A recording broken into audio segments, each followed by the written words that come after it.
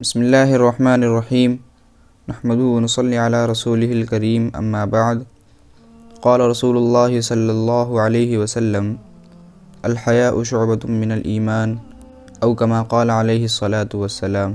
میری ایمانی بھائیوں، اسلام میں حیا کی اہمیت کیا ہے؟ حیا انسان کی فطری صفت ہے۔ جو شخص جتنا زیادہ حیادار ہوگا اتنا ہی وہ اپنے معاشرے میں باوقار سمجھا جائے گا، اس لیے کہ حیا ایک خاص حالت کا نام ہے جو انسان کے دل میں ایمان کی وجہ سے ہر برائی اور عیب کے کام سے تنفر اور انقباض پیدا کرتی ہے۔ شریعت میں اس کو بہت بڑا مقام حاصل ہے۔ جناب رسول اللہ صلی اللہ علیہ وسلم نے امت کو اس کی نہایت تاکید فرمائی۔ اس سلسلے میں کافی حدیث بھی وارد ہوئی ہیں۔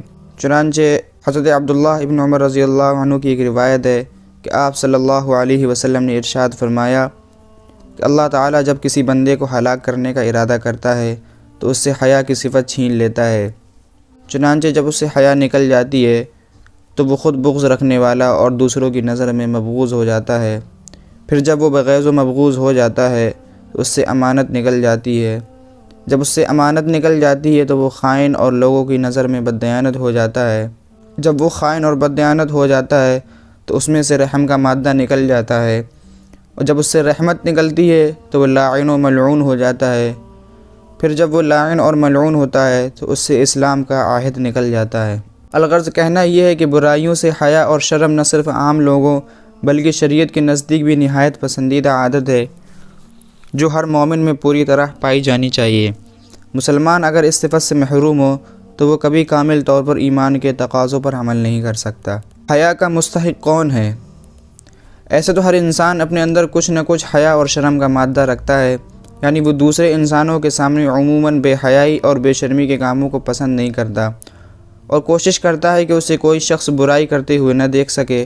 اسی طرح اپنی بے عزتی کے خیال سے بہت سے لوگ برسر عام برائی سے بچے رہتے ہیں، لیکن ان سب باتوں کا داعیہ انسانوں سے شرم کی وجہ سے پیدا ہوتا ہے، جس سے دنیا میں بچاؤ کی بہت سی شکلیں موجود ہیں۔ مثلاً سطر کا کھولنا ایسا عمل ہے جو لوگوں کے سامنے حیا کی وجہ سے نہیں کیا جاتا، لیکن خلوت اور تنہائی میں یہ عمل حیا اور مروت کے خلاف نہیں سمجھا جاتا۔ مگر اسلامی شریعت میں حیا سے مراد محض انسانوں سے حیا نہیں بلکہ اسلام اپنے ماننے والوں کو اس اللہ علیم و خبیر سے شرم کرنے کی تلقین کرتا ہے جو ظاہر و پوشیدہ، حاضر و غائب ہر چیز کو اچھی طرح جاننے والا ہے۔ اس سے شرم کرنے کا تقاضا یہ ہے کہ جو فعل بھی اس کی نظر میں برا ہو اسے کسی بھی حال میں ہرگز نہ کیا جائے، اور اپنے تمام اعضاء و جوارح کو اس کا پابند بنایا جائے کہ ان سے کسی بھی ایسے کام کا صدور نہ ہو جو اللہ تعالیٰ سے شرمانے کے تقاضے کے خلاف ہو۔ اس سلسلے میں نبی پاک صلی اللہ علیہ وسلم نے امت کو واضح ہدایت فرمائی ہے۔ چنانچہ ایک مرتبہ آپ صلی اللہ علیہ وسلم نے حضرات صحابہ کرام سے خطاب کرتے ہوئے فرمایا کہ اللہ تعالیٰ سے اتنی شرم کرو جتنی اس سے شرم کرنے کا حق ہے۔ صحابہ کرام نے عرض کیا، تمام تعریفیں اللہ کے لیے ہیں، اے اللہ کے رسول، ہم اللہ سے شرم تو کرتے ہیں۔ تو آپ صلی اللہ علیہ وسلم نے فرمایا، یہ مراد نہیں بلکہ جو شخص اللہ تعالیٰ سے شرمانے کے حق کو ادا کرے گا تو اسے 3 کام کرنے ہوں گے۔ اولاً یہ کہ اپنے سر کی حفاظت کرے اور اس چیز کی جس کو سر نے جمع کیا، اور دوسرے کہ پیٹ کی حفاظت کرے اور اس چیز کی جو پیٹ سے لگی ہوئی ہے، اور تیسری یہ کہ موت کو اور موت کے بعد کے حالات کو یاد کرے۔ خلاصہ یہ ہے کہ جو شخص آخرت کا ارادہ کرے وہ دنیا کی زیب و زینت کو چھوڑ دے، اور جو شخص ایسا کرے گا تو اللہ تعالیٰ سے حیا کرنے کا حق ادا کر دے گا۔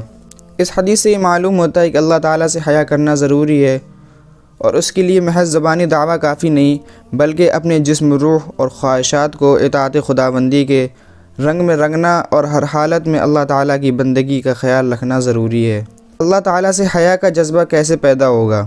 محمد ابن فضل رحمۃ اللہ علیہ فرماتے ہیں کہ حیا اس طرح پیدا ہوتی ہے کہ اولاً تم اپنے محسن کے احسانات کی طرف نظر کرو، پھر یہ غور کرو کہ ان احسانات کی بدولت تم اپنے محسن کے ساتھ کتنی زیادتیاں کر رہے ہو۔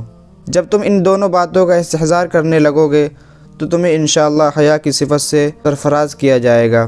اس کا مطلب یہ ہے کہ ہمیں اولاً اللہ تعالیٰ کے ان انمول اور بے حساب نعمتوں کو یاد رکھنا چاہیے جو ہم پر ہر وقت بارش کی طرح برس رہی ہیں۔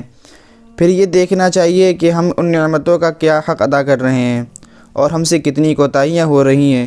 اس استحضار سے خود بخود ہمیں احساس ہوگا کہ ہمارے لیے کوئی بھی ایسا کام کرنا ہرگز مناسب نہیں جس سے ہمارے عظیم محسن کو ناگواری ہوتی ہو اور ان کی نعمتوں کی ناقدری لازم آتی ہو۔ اسی احساس کا نام حیا ہے، جو ہر مومن کی اہم ترین امتیازی صفت ہے۔ اللہ تعالی امت کے ہر فرد کو صفت حیا سے مالا مال فرمائے۔